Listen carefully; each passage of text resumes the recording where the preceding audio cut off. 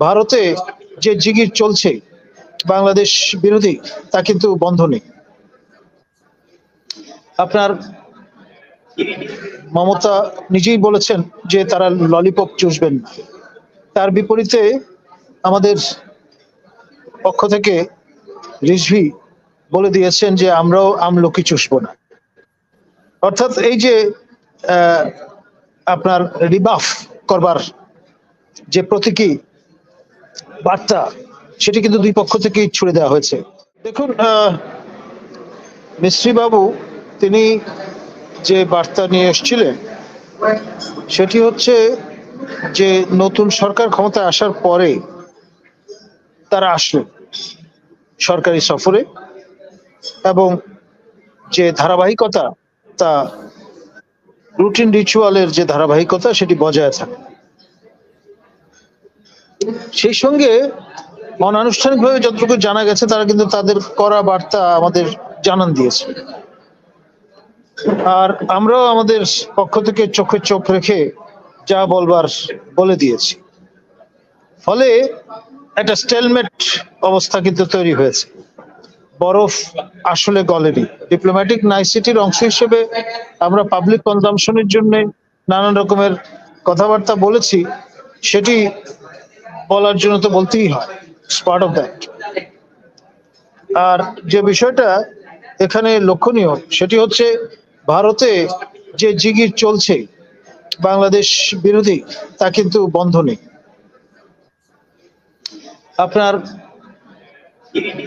মমতা নিজেই বলেছেন যে তারা ললিপপ চুষবেন না।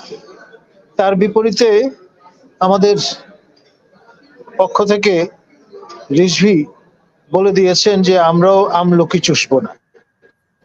অর্থাৎ এই যে আপনার রিবাফ করবার যে প্রতীকী বার্তা সেটি কিন্তু দুই পক্ষ থেকেই ছুড়ে দেওয়া হয়েছে। আর যে অবস্থাটা বিরাজ করছে গ্লোবালি, আমি পশ্চিম দিকে যদি তাকাই, সিরিয়ার পতন, ইসরায়েলের ট্রায়াম্ফ, সেটি লার্জার ইসরায়েল তৈরির যে প্রক্রিয়া সেটিকে আরো ত্বরান্বিত করবে এবং তার ইম্প্যাক্ট কিন্তু সাউথ এশিয়ায় পড়বে। আমরা পছন্দ করি বা না করি, ইসরায়েল হচ্ছে স্ট্র্যাটেজিক অ্যালাই অফ ইন্ডিয়া, আর সেই জন্যই আমাদের সদা সতর্ক থাকতে হবে। কমপ্লেসেন্ট হলে চলবে না।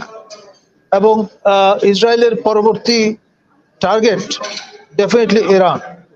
আর ইরান কিন্তু দুর্বল হলো আপনার তার যে অ্যালাই আসাদ রেজিম সেটি ফল করলো এবং রাষ্ট্রটি পোল্যান্ডের দশা প্রাপ্ত হতে পারে। আর অর্থাৎ অর্ধাংশ ইসরায়েলের করতলগত হবে আর অর্ধাংশ আপনার তুর্কিয়া নিজেদের নিয়ন্ত্রণে হয়তো নিয়ে নেবে। এবং এর ফলে পরবর্তী যে ধাপটি আমরা হয়তো দেখব সেটি হচ্ছে জর্ডান এবং লেবাননের পতন।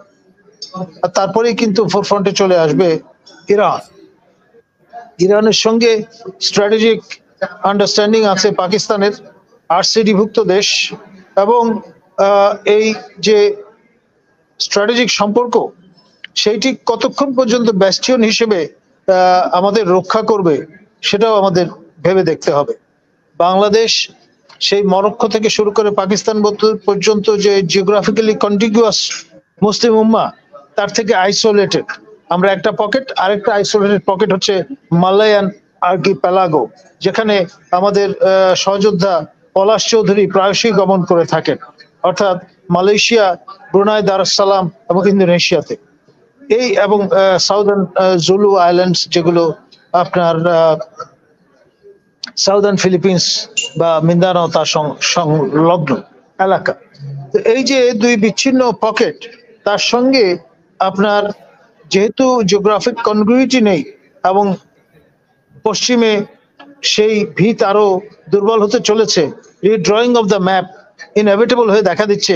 সেই জন্য আমরা এখন থেকে যদি সতর্ক না হই তাহলে কিন্তু আমাদের জন্য খুব সংকটময় একটি সময় অপেক্ষা করছে। ধন্যবাদ। অসংখ্য ধন্যবাদ।